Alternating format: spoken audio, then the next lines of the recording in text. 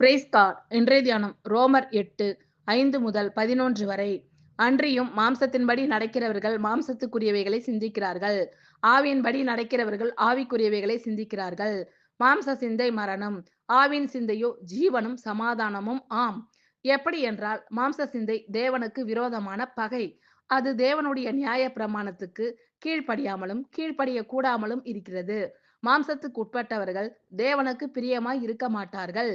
தேவனுடைய ஆவி உங்களில் வாசமாய் இருந்தால் நீங்கள் மாம்சத்துக்குட்பட்டவர்களாய் இராமல் ஆவிக்குட்பட்டவர்களாய் இருப்பீர்கள். கிறிஸ்துவின் ஆவி இல்லாதவன் அவருடையவன் அல்ல. மேலும் கிறிஸ்து உங்களில் இருந்தால் சரீரமானது பாவத்தின் நிமித்தம் மரித்ததாயும் ஆவியானது நீதி நிமித்தம் ஜீவனுள்ளதாயும் இருக்கும்.